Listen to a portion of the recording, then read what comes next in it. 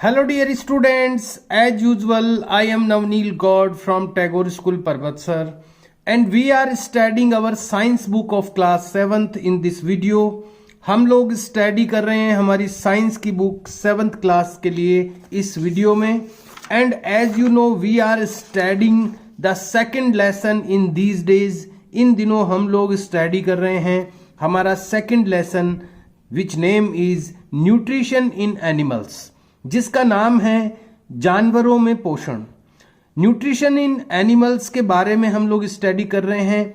Animals के साथ साथ इस लेसन में हम लोग ह्यूमंस के बारे में भी स्टडी कर रहे हैं कि ह्यूमंस में यानी मनुष्यों में कैसे न्यूट्रिशन होता है। And it is the fourth video, today's video is the fourth video of this lesson. आज का ये वीडियो फोर्थ वीडियो है इस लेसन का। We have completed 3 videos already of this lesson. Let's start today's video. आइए आज का video start करते हैं। We have to start from here today. आज हमें स्टार्ट करना है यहाँ से। और हम लोगों ने पिछली बार न्यूट्रिशन इन अमीबा पढ़ा था कि अमीबा में कैसे न्यूट्रिशन होता है। तो आइए अमीबा के बारे में ही अभी कुछ और चीज़ें हमें पढ़नी है। अमीबा क्या होता है ये मैंने बता दिया है आपको पिछले वीडियो में। ये एक सिंगल सेल का लिविंग ऑर्गेनिज्म है। एक कोशिका का इसका शरीर होता है। बहुत ही ये माइक्रो ऑर्गेनिज्म है, सूक्ष्म जीव है जिसको हम आंखों से देख नहीं सकते, इसको माइक्रोस्कोप के थ्रू ही देखना पड़ता है। Amoeba has a irregular shape. Amoeba की जो शेप होती है, इसकी जो आकृति होती है वो इररेगुलर होती है यानी अनियमित होती है। इसकी बॉडी की जो शेप है वो फिक्स नहीं होती कि ऐसी आकृति होगी। जैसे अपनी बॉडी फिक्स है, बाकी जानवरों की बॉडी फिक्स है कि ऐसे होती है उसकी बॉडी, लेकिन अमीबा की जो बॉडी की शेप है, जो आकृति है वो इररेगुलर होती है यानी अनियमित होती है, चेंज होती रहती है उसकी बॉडी की आकृति। विच कीप्स ऑन चेंजिंग, जो होती रहती है, चेंजिंग यानी बदलती रहती है, जो कि कीप्स ऑन चेंजिंग यानी बदलती रहती है, चेंज होती रहती है, स्लोली यानी धीरे धीरे। इट हैज प्रोजेक्शंस, इसके होती है प्रोजेक्शंस यानी रचनाएं। कुछ ऐसी चीजें होती है इसके ऑन इट्स बॉडी, इसकी बॉडी पर कुछ उभार होते हैं, उभरी हुई चीजें होती है। प्रोजेक्शंस यानी उभरी हुई रचनाएं होती है इसकी बॉडी पर।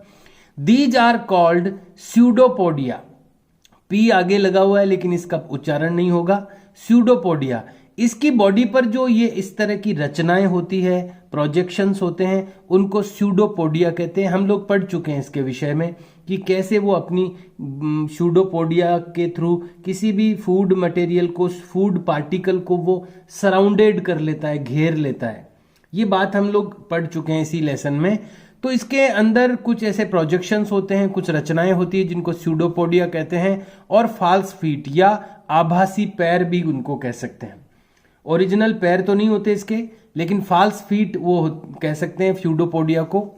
Food of an amoeba consist of bacteria. Amoeba का जो फूड होता है, अमीबा का जो, अब अमीबा खुद ही इतना सूक्ष्म है कि वो खुद ही दिखता नहीं है, तो उसका फूड कितना सूक्ष्म होता होगा आप सोचिए। तो उसका जो फूड होता है कंसिस्ट यानी वो बना होता है ऑफ बैक्टीरिया। बैक्टीरिया यानी जीवाणु उसका भोजन होते हैं। माइन्यूट एल्गी, जो शैवाल होता है बहुत सूक्ष्म, माइन्यूट यानी सूक्ष्म शैवाल, ये उसका भोजन होते हैं। एंड अदर स्मॉल ऑर्गेनिजम्स, और बहुत ही छोटे जो ऑर्गेनिज्म यानी जीव होते हैं पानी में, वो उसका भोजन होते हैं। बैक्टीरिया हो गया, स्मॉल ऑर्गेनिज्म हो गए, या माइन्यूट एल्गी यानी सूक्ष्म एल्गी यानी शैवाल, ये उसका भोजन होते हैं। अंडर द माइक्रोस्कोप, माइक्रोस्कोप के नीचे यानी सूक्ष्मदर्शी यंत्र के नीचे, यू विल ऑब्जर्व, आप ऑब्जर्व करेंगे, आप अध्ययन करेंगे, that an amoeba comes near its food, कि अमीबा कैसे इसके फूड के पास में आता है।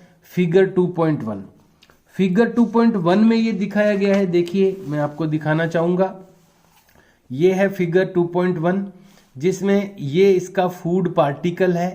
अमीबा इसके पास में आता है, इसको अपने सूडोपोडिया से घेर लेता है। देखिए ये सूडोपोडिया है, ये आभासी पैर है, इनसे घेर लेता है वो उसको, अपना फूड पार्टिकल को, और फिर उसको अपने अंदर ले लेता है।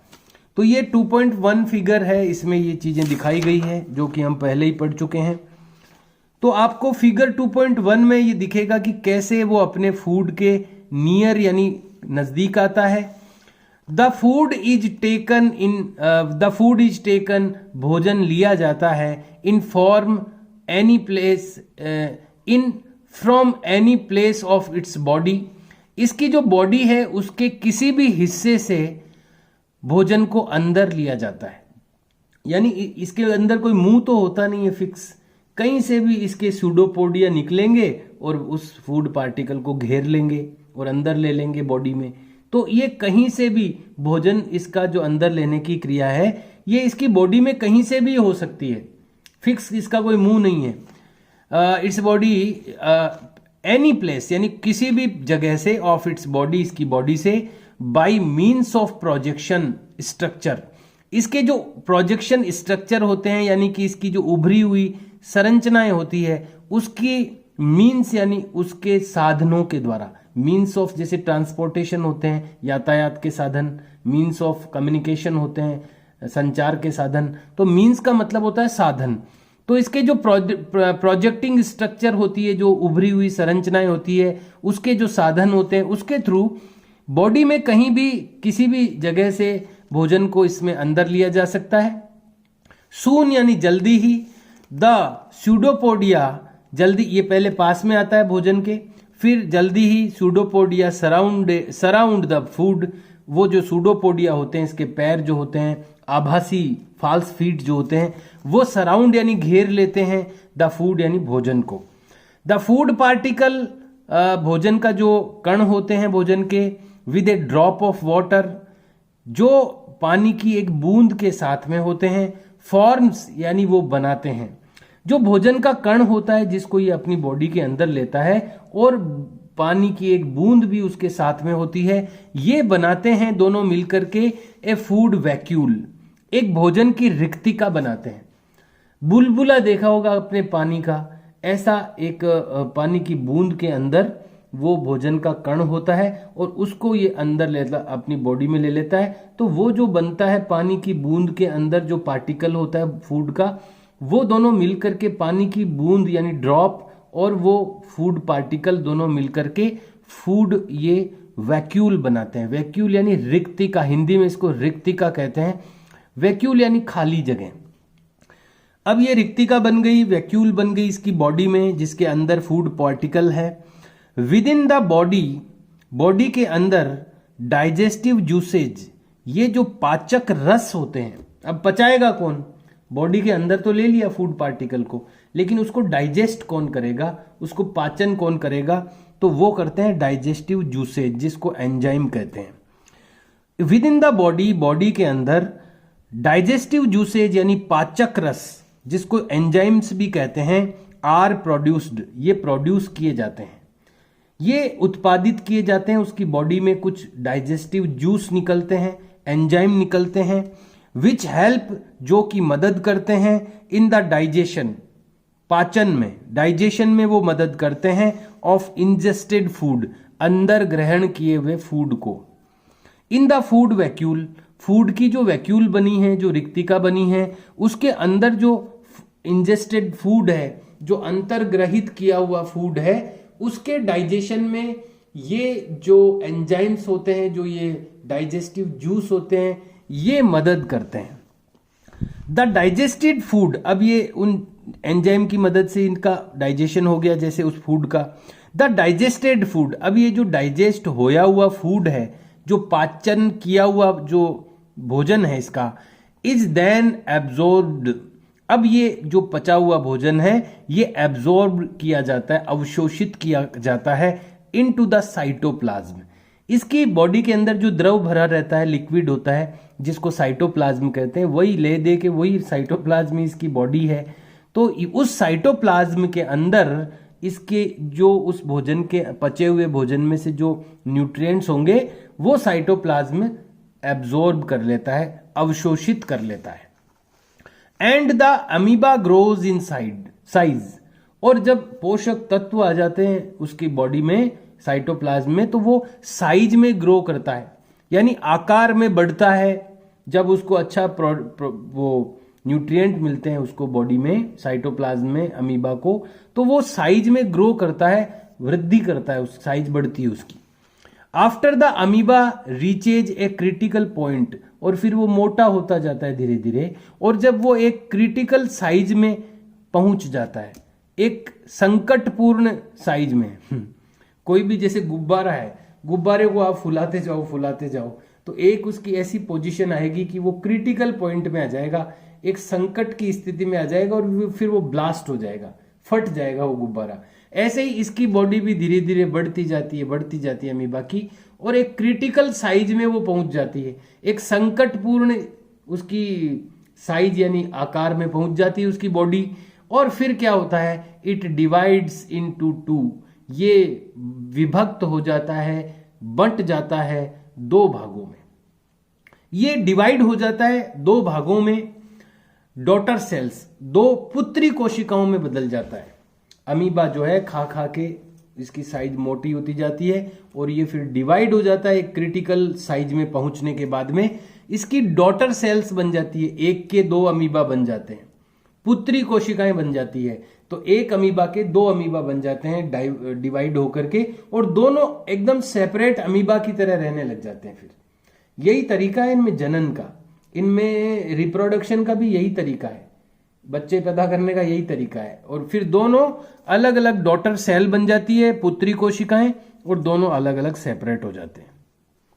द डाइजेस्टेड फूड, ये जो पचा हुआ भोजन है, इज थ्रोन आउट। अब ये जो पच गया भोजन, जो वेस्ट बना, भाई कोई चीज पचेगी तो वेस्टेज मटेरियल भी बनेगा। फिर ये जो डाइजेस्टेड फूड है, जिसमें से जरूरी चीजें एब्जॉर्ब कर ली गई है, अवशोषित कर ली गई है, ये जो डाइजेस्टेड फूड है ये थ्रोन आउट यानी फेंक दिया जाता है बाहर की तरफ ऑफ द बॉडी, यानी बॉडी से, थ्रू द कॉन्ट्रैक्टाइल वैक्यूल। ये जो सिकुड़ी हुई रिक्तिका होती है, पहले जो रिक्तिका बनी थी, वैक्यूल बनी थी, उसमें से एब्जॉर्ब्ड तो कर लिया गया, जो जरूरी चीजें थी वो तो एब्जॉर्ब कर ली गई साइटोप्लाज्म के द्वारा। अब जो बची हुई चीजें हैं, वेस्टेज मटेरियल है, वो सिकुड़ी हुई जो वैक्यूल है, सिकुड़ क्यों गई वो, क्योंकि कुछ चीजें उसमें से एब्जॉर्ब कर ली गई। तो अब जो कॉन्ट्रैक्टाइल वैक्यूल है, सिकुड़ी हुई रिक्तिका है, वो उसके थ्रू बाहर फेंक दिया जाता है उस भोजन को, एट एनी पॉइंट, किसी भी पॉइंट से। जैसे किसी भी पॉइंट से अंदर ले सकता है अमीबा भोजन को, ऐसे ही किसी भी पॉइंट से बाहर निकाल सकता है। Because amoeba has no anus, क्योंकि अमीबा के कोई गुदा नहीं होती, जहां से अपनी बॉडी में से वेस्टेज मटेरियल को बाहर निकाला जाता है, वो जो हिस्सा होता है शरीर का, वो एनस कहलाता है, गुदा कहते हैं हिंदी में इसको। अब अमीबा में कोई गुदा तो होती नहीं है, तो किसी भी पॉइंट से बाहर निकाल देते हैं, कहीं से भी खा लेता है, कहीं से भी निकल जाता है बाहर वेस्टेज मटेरियल। ये सिस्टम हो गया अमीबा का। अब बात करते हैं हम मनुष्यों की। डाइजेस्टिव सिस्टम इन ह्यूमंस, मनुष्यों में पाचन तंत्र। बात करेंगे हम ह्यूमंस में डाइजेस्टिव सिस्टम की। आपको मैं शो करना चाहूंगा, एक यहां पर डायग्राम है, ह्यूमन डाइजेस्टिव सिस्टम, मनुष्य का डाइजेस्टिव सिस्टम है ये, पाचन तंत्र है उसका।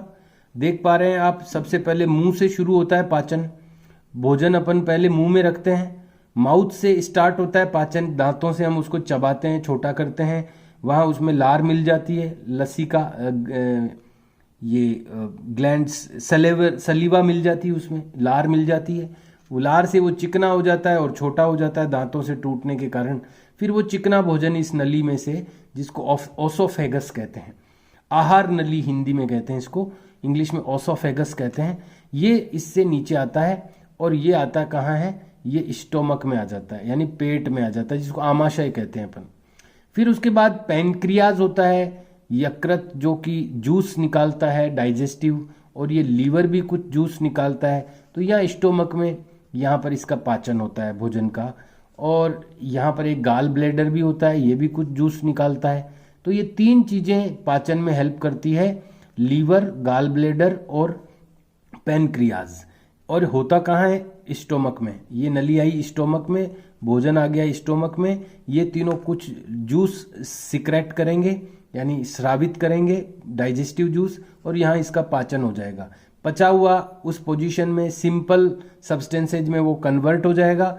आगे आएगा ये स्मॉल इंटेस्टाइन में, छोटी आंत में। ये अंदर जो है वो छोटी आंत है, बाहर वाली बड़ी आंत है। स्मॉल इंटेस्टाइन में आएगा, यहाँ उसमें से जो जरूरी न्यूट्रिएंट्स है वो एब्जॉर्ब कर लिए जाएंगे।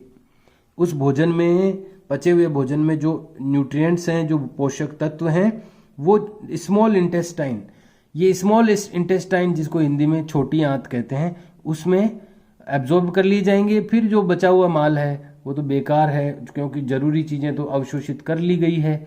अब वेस्ट मटेरियल बचा है वो इसमें आ जाएगा बड़ी आंत में, जिसको लार्ज इंटेस्टाइन कहते हैं, और फिर एनस के थ्रू बाहर निकल जाएगा। एनस है ये मलाशय है, ये मल द्वार है। एनस, रेक्टम जो है वो मलाशय होता है जहाँ इकट्ठा रहता है, और एनस के थ्रू बाहर निकल जाता है। तो ये अपना सिस्टम है जो कि पाचन तंत्र कहलाता है, इंग्लिश में जिसको हम डाइजेस्टिव सिस्टम बोलते हैं। इसके बारे में हम लोग स्टडी करेंगे। डाइजेस्टिव सिस्टम इन ह्यूमंस, मनुष्यों में digestive system. Our body cells, हमारी जो शरीर की कोशिकाएं होती है, बॉडी सेल्स होती है, नीड यानी उनको जरूरत होती है एनर्जी, उनको हर एक बॉडी की जितनी भी सेल्स हैं, हर कोना कोना सेल्स से बना हुआ है बॉडी का, और हर सेल को एनर्जी चाहिए काम करने के लिए। तो उनको नीड होती है एनर्जी की यानी ऊर्जा की, टू डू वर्क, काम करने के लिए। वी गेट, हम प्राप्त करते हैं दिस एनर्जी, ये जो ऊर्जा हमारे को चाहिए, हमारी सेल्स को चाहिए, वो हमें मिलती है फ्रॉम द फूड, भोजन से। वी ईट, जो हम खाते हैं। द फूड वी ईट, जो भोजन हम खाते हैं, कैन नॉट बी यूज्ड, उसको यूज नहीं किया जा सकता, as such by, as such यानी इसी तरह से, जिस रूप में अपन भोजन को खाते हैं उस रूप में हम उसको यूज नहीं कर सकते, हमारी बॉडी उसको यूज नहीं कर सकते। बाई अवर बॉडी, हमारी बॉडी के द्वारा, उस फॉर्म में हम उसको यूज नहीं कर सकते, हमारी बॉडी उसको यूज नहीं कर सकती।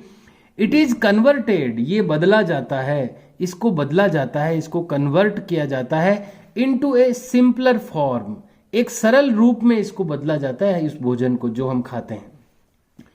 सिंपलर फॉर्म में इसको चेंज किया जाता है। The process of converting complex food substances, ये जो प्रोसेस है, ये जो विधि है, ये जो तरीका है, ये जो प्रोसेस है, किस बात की प्रोसेस? कन्वर्टिंग यानी बदलने की प्रोसेस, कॉम्प्लेक्स फूड सब्सटेंसेज, जो जटिल भोजन के पदार्थ होते हैं उनको कन्वर्ट करने की प्रोसेस, किसमें? इनटू सिंपलर, सरल रूप में। हम जो भोजन ग्रहण करते हैं वो कॉम्प्लेक्स फॉर्म में होता है, जटिल रूप में होता है, वो उसको सिंपलर यानी ज्यादा सरल रूप में कन्वर्ट करना पड़ता है। और ये जो कन्वर्ट करने की प्रोसेस है, ये जो विधि है, ये जो तरीका है, और सिंपलर यानी सरल सब्सटेंस में उसको कन्वर्ट करना, एब्जॉर्प्शल फॉर्म, और कैसी फॉर्म में? सिंपल भी होगी, जो फॉर्म बनेगी कन्वर्ट होके वो सिंपलर होगी यानी सरल हो जाएगी, और एब्जॉर्बेबल यानी अवशोषित किए जाने योग्य होगी। वो जो भोजन हम ग्रहण कर रहे हैं वो तो कॉम्प्लेक्स फॉर्म में है, कॉम्प्लेक्स फॉर्म से वो सिंपलर फॉर्म में बदलेगा, और वो सिंपलर फॉर्म जो होगी वो एब्जॉर्बेबल भी होगी यानी एब्जॉर्ब किया जा सकता है, बॉडी उसको एब्जॉर्ब कर सकती है, ऐसी फॉर्म में वो कन्वर्ट हो जाएगा।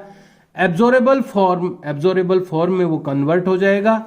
इज कॉल्ड डाइजेशन, इसी को डाइजेशन कहते हैं, इसी को पाचन कहते हैं कि हमारे द्वारा बॉडी में डाला गया कॉम्प्लेक्स सब्सटेंस सिंपलर सब्सटेंस में बदल जाता है, कन्वर्ट हो जाता है, और वो जिस सिंपलर सब्सटेंस में कन्वर्ट होता है वो एब्जॉर्बेबल भी होता है, वो फॉर्म यानी वो जो रूप बनता है वो उसको अवशोषित किया जा सकता है शरीर के द्वारा, एब्जॉर्बेबल होता है वो। ये जो प्रोसेस है, ये जो विधि है, ये जो तरीका है, यही पाचन कहलाता है, डाइजेशन कहलाता है। तो अगर डाइजेशन क्या होता है कोई ये पूछे तो उसकी डेफिनेशन अपन यहां से दे सकते हैं।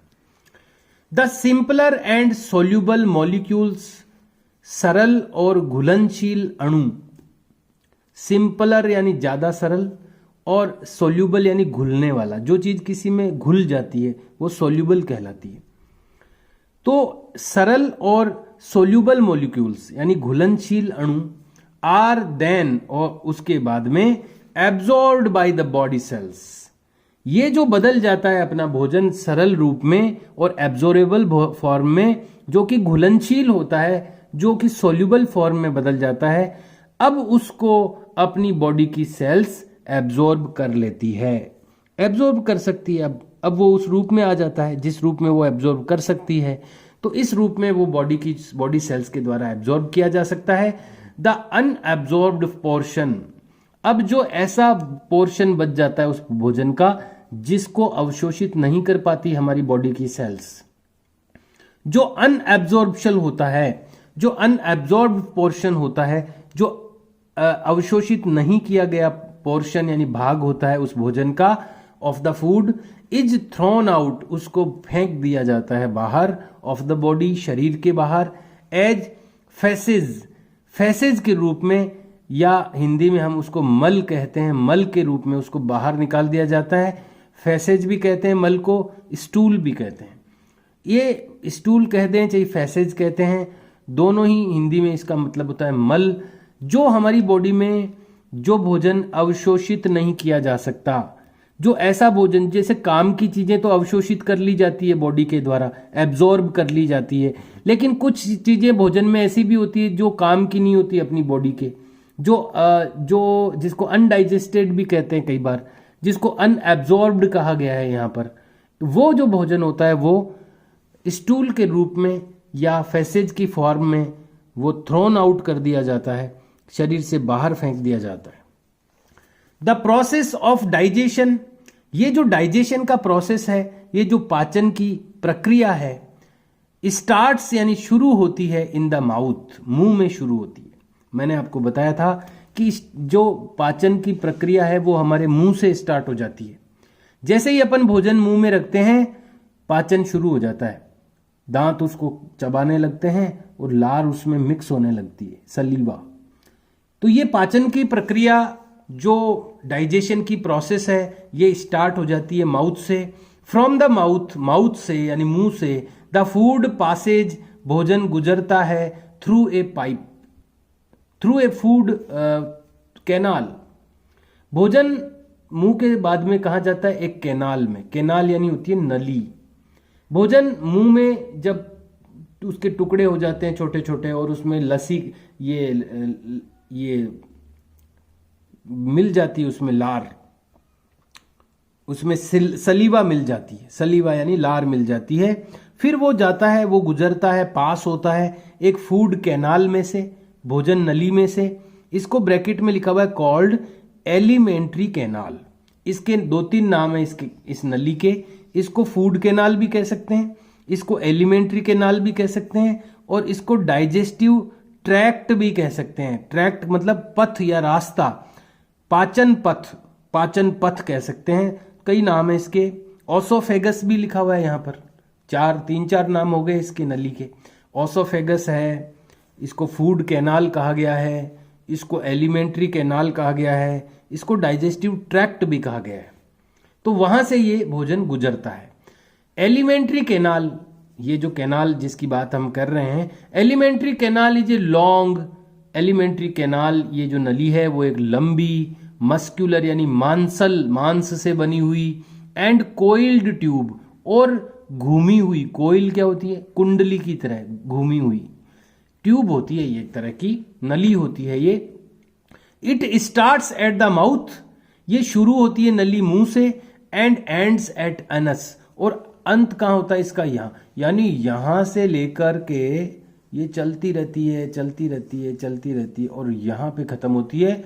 यहां से लेके और यहां एनस पे खत्म होती है। ये स्टार्ट होती है माउथ से और एंड्स एट एनस, एनस पे ये खत्म होती है। द डिफरेंट ऑर्गन्स, जो अलग अलग ऑर्गन्स हैं, अंग हैं, ऑफ द एलिमेंट्री कैनाल। अब ये जो एलिमेंट्री कैनाल है जो यहां से लेके यहां तक चलती है, इसमें कई अंग आते हैं बीच में। The different organs of the alimentary canal, alimentary canal के जो डिफरेंट ऑर्गन्स होते हैं, आर एज फॉलोज, वो निम्नलिखित हैं। अभी हमने देखा कि मुंह से जब शुरू होती है तो कौन कौन से बीच बीच में अंग आते रहते हैं, ये मैंने आपको डायग्राम में भी बताया था, यहां अब लिखे हुए हैं। सबसे पहला इसका स्टार्टिंग होती है माउथ से। माउथ एंड माउथ कैविटी, मुंह और मुंह की जो कैविटी यानी गुफा होती है मुंह में, गुफा मतलब एक जगह होती है मुंह में, और बकल कैविटी भी कहते हैं। मुंह के अंदर जो जगह है, एक कैविटी है यानी गुफा है छोटी सी, इसको मुख गुहा या बकल कैविटी भी कहते हैं। वो पहला इसका ऑर्गन है इस एलिमेंट्री कैनाल का। दूसरा सेकंड है इधर ऑसोफेगस, भोजन नली, जिसको गैलेट और फूड पाइप भी, देखो कितने नाम हो गए इसके, गलेट और फूड पाइप, भोजन नली या गैलेट, ग्रास नली या ऑसोफेगस, ये दूसरा पार्ट है। पहला हो गया माउथ, फिर यहां से लेके यहां तक ऑसोफेगस हो गई। तीसरा आ गया स्टोमक, फिर ये आ गया यहाँ स्टोमक में, ये स्टोमक लिखा हुआ है, ये स्टोमक है। फोर्थ है इसका स्मॉल इंटेस्टाइन, यहां से फिर ये अंदर जो है ये ट्यूब जैसी, ये स्मॉल इंटेस्टाइन है, देखिए लिखा हुआ है स्मॉल इंटेस्टाइन, ये अंदर वाली। और फिर इसके बाद आती है लार्ज इंटेस्टाइन, फिर ये देखिए ये बाहर जो मोटा पाइप है ये लार्ज इंटेस्टाइन है, ये इस पहले अंदर वाले पाइप में आता है स्मॉल इंटेस्टाइन में, फिर जाता है बाहर वाले में लार्ज इंटेस्टाइन। और फिर है रेक्टम यानी मलाशय, ये देखिए यहाँ पर है रेक्टम, ये यहाँ मल जो है इकट्ठा होता है आकर के, और जहाँ से निकलता है वो है एनस, लास्ट में एनस गुदा कहते हैं इसको। तो ये 7 ऑर्गन्स हैं इस डाइजेस्टिव सिस्टम के। ये एसोसिएटेड यानी साथ में मिली हुई होती है विद द एलिमेंट्री कैनाल, यानी मिला करके, एलिमेंट्री कैनाल को मिला करके देयर आर सम ग्लैंड्स, यानी साथ में एलिमेंट्री कैनाल के साथ में अगर हम टोटल कंप्लीट अपन डाइजेस्टिव सिस्टम की बात करें तो एलिमेंट्री कैनाल तो है ही, उसके एसोसिएटेड यानी साथ में कुछ और भी है। देयर आर सम ग्लैंड्स, कुछ ग्रंथियां भी होती है जो कि इसका पार्ट होती है डाइजेस्टिव सिस्टम का। सम ग्लैंड्स, कुछ ग्रंथियां होती है, ग्लैंड्स होती है, दैट सेक्रेट डाइजेस्टिव जूसेज, जो कि स्रावित करती है डाइजेस्टिव जूसेज यानी पाचक रस निकालती है वो ग्रंथियां। दीज ग्लैंड्स आर, 3 ग्रंथियां हैं, ये ग्रंथियां हैं, पहली है सेलेवरी ग्लैंड्स यानी लार ग्रंथियां, मुंह के अंदर जो लार मिक्स होती है भोजन में वो भी पाचन का कार्य करती है, तो वो पहली ग्रंथि है जो कि कुछ सेक्रेट करती है, निकालती है, स्रावित करती है। तो पहली ग्रंथि है सेलेवरी ग्लैंड्स, दूसरी है लीवर जिसको यकृत या जिगर कहते हैं, तीसरी है पेनक्रियाज जिसको अग्नाशय कहते हैं, चौथी है गाल ब्लैडर जिसको पित्ताशय कहते हैं। यहां पर आप देख सकते हैं, देखिए ये है लीवर सबसे बड़ा पार्ट होता है, फिर देखिए छोटा सा ये है यहाँ पर गाल ब्लैडर, और ये है पेनक्रियाज, ये तीनों, और ये मुंह के अंदर होती है सेलेवरी ग्लैंड्स, लार ग्रंथियां जो लार मिक्स करती है। तो ये 4 ऐसी ग्रंथियां हैं, 4 ऐसी ये ग्लैंड्स हैं जो कि ये भी पार्ट होती है डाइजेस्टिव सिस्टम का। द एलिमेंट्री कैनाल, ये जो एलिमेंट्री कैनाल है जो मुंह से शुरू होकर के एनस तक खत्म होती है, the alimentary canal along with the associated glands, ये जो एलिमेंट्री कैनाल है साथ में इसके जो एसोसिएटेड ग्लैंड्स हैं, ये जो 4 ग्रंथियां हैं, is called the digestive system. ये सारा मिला के डाइजेस्टिव सिस्टम बनता है जिसमें एलिमेंट्री कैनाल भी आती है और ये 4 जो ग्लैंड्स हैं वो भी इसमें एसोसिएटेड है यानी जुड़ी हुई हैं। ये सारी चीजें मिलकर के सिस्टम बनाती है। जब बात करते हैं अपन सिस्टम की तो सिस्टम में कई चीजें मिलकर के काम करती है। ये सारी चीजें मिलकर के डाइजेस्टिव सिस्टम बनाती है जो कि फिगर 2.7 में दिखाया गया है, जो मैंने आपको ऑलरेडी दिखा दिया है 2.7। अब यहां पर स्टार्ट होगा एक एक ऑर्गन के बारे में थोड़ी सी डिटेल स्टडी। माउथ के बारे में थोड़ी सी डिटेल, माउथ से स्टार्ट होता है। तो माउथ के अंदर से माउथ में फिर क्या क्या होता है, माउथ में टीथ होते हैं, टीथ कितने प्रकार के होते हैं, डिटेल स्टोरी आएगी। टीथ के स्ट्रक्चर क्या होती है, कैसे होता है, टीथ के अंदर से टीथ कैसा होता है, उसकी कैसे वो लगे रहते हैं मुंह में, कैसा ओरल हाइजीन रखना चाहिए, मुंह की सफाई कैसी होनी चाहिए। फिर जीभ आती है मुंह के अंदर, और फिर आगे बढ़ेंगे तो ओसोफेगस, फिर स्टोमक आएगा, फिर स्मॉल इंटेस्टाइन आएगी, फिर लार्ज इंटेस्टाइन आएगी, फिर रेक्टम आएगा, फिर लीवर पैनक्रियाज आएंगे। इस तरह से ये पूरा लंबा चौड़ा काफ़ी लंबी इसकी प्रोसेस है। और जब इंसान का ख़त्म हो जाएगा तो फिर रूमिनेंट्स का आएगा। ये देखिए गाय भैंस का सिस्टम आएगा। तो काफ़ी ये चलेगा, अपना लंबा चलेगा थोड़ा। तो अगले वीडियो में हम लोग स्टडी शुरू कर देंगे एक एक ऑर्गन की। ये जो डाइजेस्टिव अपना सिस्टम है इंसानों में, ह्यूमंस में, अभी हमने एक तरह की समरी पढ़ी है। अब एक एक अलग अलग जो ऑर्गन्स आ रहे हैं इसके अंदर, माउथ से स्टार्ट करते हुए आगे बढ़ेंगे। माउथ के बारे में काफ़ी डिटेल नॉलेज दिया हुआ है, दांतों के बारे में डिटेल नॉलेज है, टंग के बारे में, ग्लैंड्स है जो सलेवरी ग्लैंड्स हैं, लार ग्रंथियाँ हैं। तो ये सारी डिटेल में हम लोग पढ़ेंगे। But time of the video is over now. अब अपना टाइम कंप्लीट हो गया है वीडियो का, so we have to finish the video. Dear students, we will meet in next video and we will try to study some more things in this lesson, and I will try to give you some written work also in the next video. अगले video में मैं कुछ written work भी देने की कोशिश करूंगा आप लोगों को। अभी मैं एक वर्क दे रहा हूं आपको, आप ये और ये इंटरेस्ट, ये है ना आपके लिए यूजफुल भी रहेगा और ये आएगा भी लास्ट के क्वेश्चन में, तब अपन नहीं बनाएंगे इसको। आपको ये डायग्राम बना के लाना है और इसके नीचे मेंशन करना है ह्यूमन डाइजेस्टिव सिस्टम। ये डायग्राम बनाना है, इसके अंदर जितने लेबल्ड हैं, लेबल्ड डायग्राम बनाना है, नामांकित चित्र बनाना है ये। और इसमें आपको ये कलर भी फिल करने हैं ताकि ये अलग अलग चीजें शो होती रहे। माउथ लिखना है, सेलेवरी ग्लैंड्स लिखनी है, oesophagus, liver, stomach, gall bladder, pancreas, small intestine, large intestine, appendix, ये अपेंडिक्स है, ये रेक्टम है, ये एनस है।